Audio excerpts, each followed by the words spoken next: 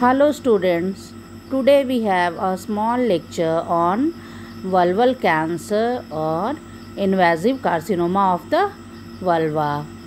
As I already explained you about cancer endometrium, cancer ovary, and in continuation today we are going to deal with the carcinoma of vulva or vulval cancer. So, vulval cancer accounts for about 5% of the cancers of female genital tract in the United States, but for all over the world, the incidence is about 2 to 4% of all malignancies of the female genital tract. The women are generally elderly in the 6th or 7th decade of life. Median age is 68 years of age. 30% are over the age of 70 and 40% between the age of 60 and 70 years.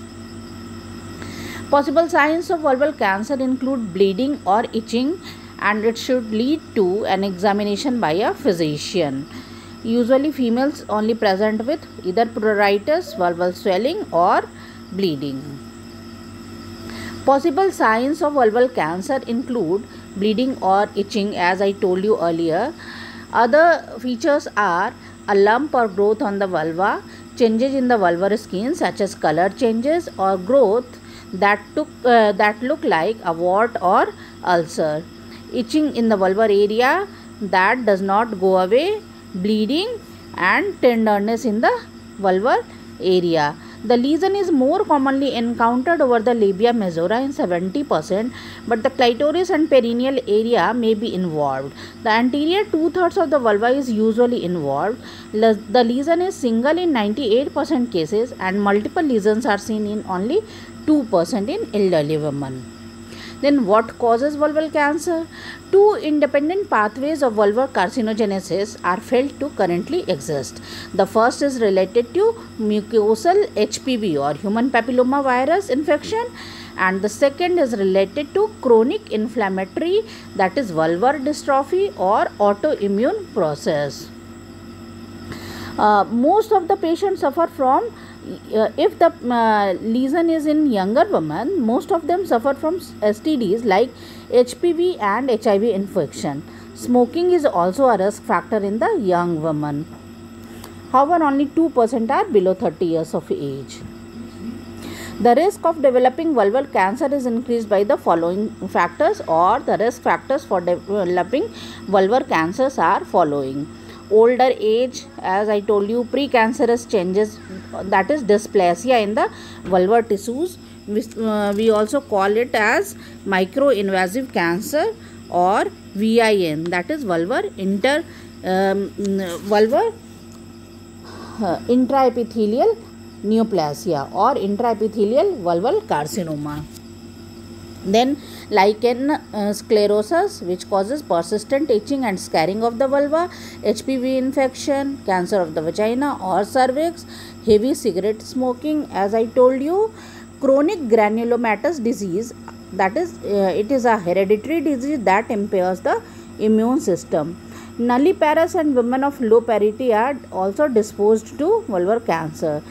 Vulvar cancer is associated with cervical and ovarian cancer in 20%, where cervical cancer is associated in association with HPV infection, that is viral infection, and low parity and older age group is association in the ovarian cancer group. Histology and prognosis. About 90% of vulvar carcinomas are squamous cell carcinomas. Survival is dependent on the pathologic status of the inguinal nodes and whether spread to adjacent structures has occurred or not. Most common histologies are squamous more than 90%, then melanoma in 5 to 10%, basal cell carcinoma in 2%, sarcoma is also 1 to 2%, Paget's disease is less than 1%, and Bartholin's it is very rare. Paget's disease is a rare extramammary disease. It is comparable to intraductal carcinoma of the breast because of apocrine sweat glands are involved. Other histologies are Non-neoplastic epithelial disorders of the skin and mucosa like lichen sclerosus or lichen sclerosus at atrophicus, then squamous cell hyperplasia, then other dermatosis. VIN, as I told you earlier, like vulvar intraepithelial neoplasia, usually high grade, that is grade 2 and 3, and differentiated type in high grade 3. Then Paget's disease of the vulva.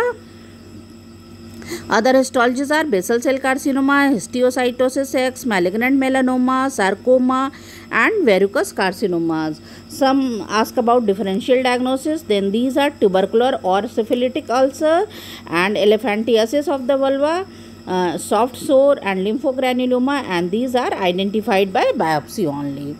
Now coming to anatomy of vulva.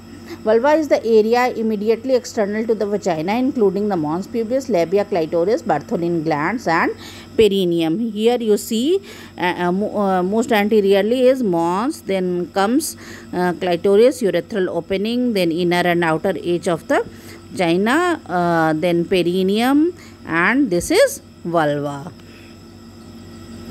Same, we have taken a wider section and it has been arrowed.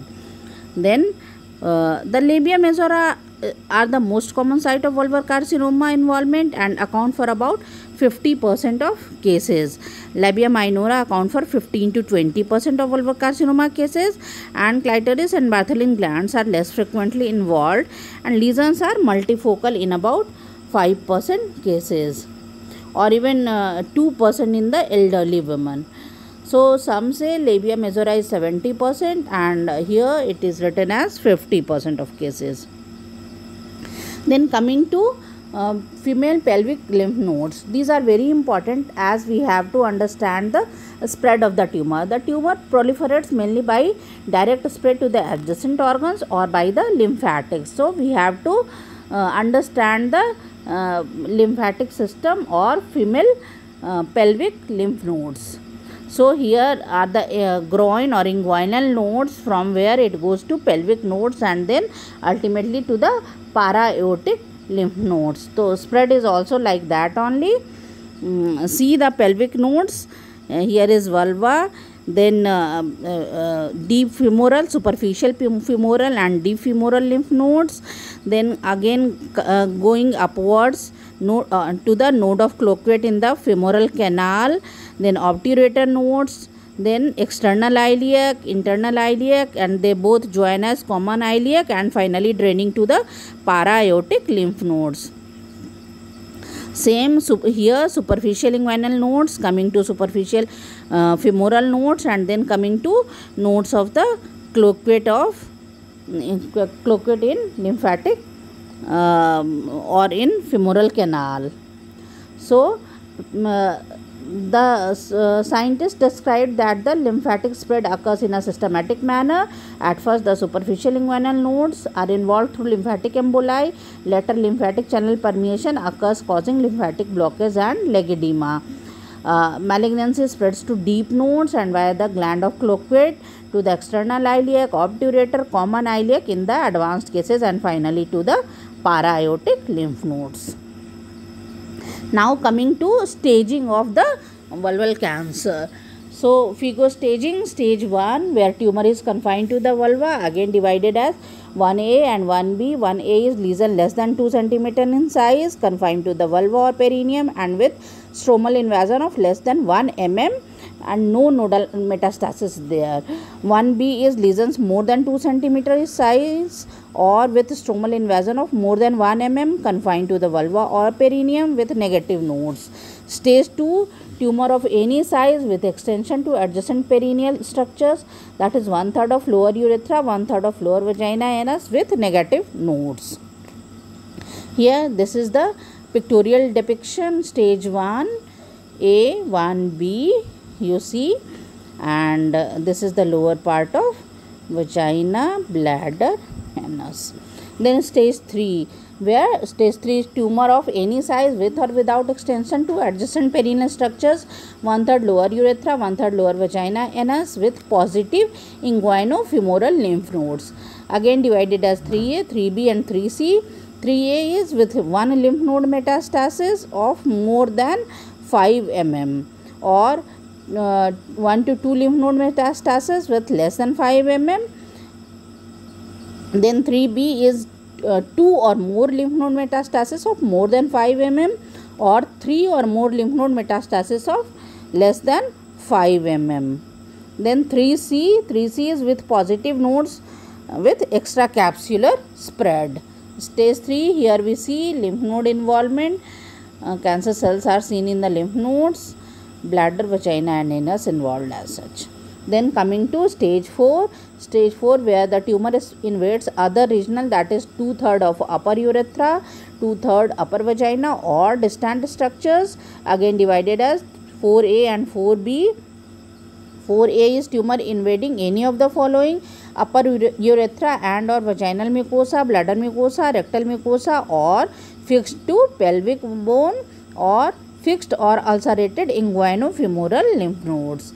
Then 4B is any distant metastasis including pelvic lymph nodes. Now 5-year survival by stage and node status, as we have already seen. Stage 1, the 5-year survival is up to 98%. Stage 2 is 80 to 85%. Stage 3 is around 70 to 74%, and 4 is about 31%. And what about the node status? If it is groin negative node, 91%, groin positive 50%, and pelvic positive, the survival is very poor, that is 11%. Then coming to surgery, treatment or surgery, the traditional treatment by radical vulvectomy with bilateral lymphadenectomy of inguinal, femoral and pelvic nodes. So in partial vulvectomy, the area removed is that of the side of involvement only, labia is removed, but in radical vulvectomy we see bilateral removal of the whole area is done. Until 1980s, the standard therapeutic approach, as I told, was radical surgery, including complete en bloc resection of vulva and vaginal lymph nodes. But in tumors clinically confined to the vulva or perineum, radical local excision with a margin of at least 1 cm was generally replaced. Radical vulvectomy. Separate incision has replaced en bloc inguinal node dissection. Ipsilateral inguinal node dissection has replaced bilateral dissection for laterally localized tumors, and femoral lymph node dissection has been omitted. So modern treatment now, in early stage we do radical local excision, and in more advanced modified radical excision with sentinel node biopsy or primary node biopsy, and in advanced cases we do radiation plus chemotherapy, that is chemoradiation, possibly followed by limited surgery. So this is very important term, sentinel node biopsy. What is sentinel node? As we know it, or you must have read it earlier, that is the primary lymph node. It is done for determination of the extent of primary lymph nodes involvement, lymphatic mapping and sentinel node biopsy, that is frozen section, before or during surgery help in carrying out adequate surgical procedure with good prognosis. And as you see, mapping, it is depicted in the picture. Mapping is done by intraoperative intradermal injection of blue dye around the tumor. You see it here. A detection rate of 100% is reported. Labeling tissues with radioactive tracer and localization with a handheld detector or lymphoscintigraphy also has a detection rate of 100%. So sentinel node biopsy is done so that no extra removal or lymph node dissection should be done to restrict the unnecessary lymph node dissection, as it reduces surgical morbidity in early cancer. Nodal metastases were identified in 26% of sentinel node procedures, and these patients went on to full inguinofemoral lymphadenectomy. The patient with negative sentinel nodes were followed with no further therapy. Side effects are much more in node dissection, as we see wound breakdown, cellulitis and lymphedema. These are much more compared to sentinel nodes biopsy. Then coming to radiation therapy. Radiation instead of surgery for lymph nodes. About 20 to 35% of patients will be found to have spread to the groin lymph nodes, and small study compared surgery with radiation to the groin, and there were more relapse in the radiation group. So the study was discontinued and the radiation dose was very low in the study, so the results may not be valid. Women with positive groin nodes were randomized between pelvic node surgery or radiation. Radiation was found to be superior with better survival, 51 versus 41%, and lower vulval cancer mortality, that is 29 versus 51%, and less chronic lymphedema, 16 versus 22%. So of course radiation was found superior in patients with pelvic node or positive groin nodes. Now the cases where we do post-op radiation. It is done in cases of lymphovascular invasion, depth of invasion of more than 5 mm, margins of less than 8 mm, then positive surgical margins more than 1, plus node with extra capsular invasion. We do radiation therapy liberally. So indications for chemoradiation: either anorectal, urethral or bladder involvement in an effort to avoid colostomy and urostomy, then disease that is fixed to the bone, then gross inguinal or femoral node involvement regardless of whether a debulking lymphadenectomy was performed. Now chemoradiation for squamous cancer of the vulva, chemotherapy with 5-fluorouracil plus cisplatin or mitomycin, radiation 40 to 65 range, and cure rate is 25 to 75%. So important drugs for chemotherapy are 5-fluorouracil, then cisplatin and mitomycin C, and other drugs are bleomycin, methotrexate and mustine 40 mg day 5 to 7. Then locally advanced squamous cell carcinoma of the vulva treated with definitive radiation therapy, and records of all patients treated were reviewed. So it has a good effect. Prior to radiation we do CT scan. It is obtained at the time of simulation, and then CT images are imported into the treatment planning computer. These are used to identify the target structure for radiation, like bowel, iliac bones, sacrum, presacral nodes and pelvic nodes. Wherever the cancer cells are there, we used to give radiation to those areas. Image radiation therapy, here we see the colored areas are the radiation zone, like pelvic nodes, then rectum, then vulva or vagina, groin nodes. These are colored and we do radiation in these areas. Computer reconstruction of the radiation fields to cover groin and pelvic lymph nodes, but avoid the bladder and rectum in vulva cancer patients. So we have to avoid the bladder and rectum and cover the groin and pelvic lymph nodes. And this radiation therapy fields are made or used to hit the groin and pelvic nodes and avoid the bladder and rectum, so that proper radiation is done in the whole area. And we should know the side effects of vulvar or vaginal radiation. So these are vaginal and vulva skin burning or irritation or discharge because of the radiation, then urethral irritation or frequency when radiation goes to the urethral area, and anus burning when it goes to the anal area. So these are the different side effects of vaginal or vulvar radiation, but definitely radiation plays a great role in the treatment of vulvar cancer. And as we know, the radical surgery causes wound infection, hemorrhage, thromboembolism, stenosis of vulva, dyspareunia, scarring, disfigurement, sexual dysfunction, lymphedema, genital prolapse, and stress incontinence of urine. And these factors are to be considered before individualizing the surgical treatment. So Surgery is now performed with a separate groin incision rather than extensive skin incision, and we focus much more on chemoradiation or radiotherapy. Stage 4 to 100% treated with chemotherapy or radiotherapy. Stage 3 as well, we do radiation only, and in stage 2 the tumor between 2 to 4 centimeters, total vulvectomy and bilateral groin lymph node dissection, and if these are positive, pelvic node dissection or post-op radiotherapy is required. And stage 1, where the lesion is less than 2 centimeter, can be dealt with by partial vulvectomy with a margin of 3 centimeter beyond the growth, or unilateral vulvectomy accompanied by ipsilateral inguinal node dissection.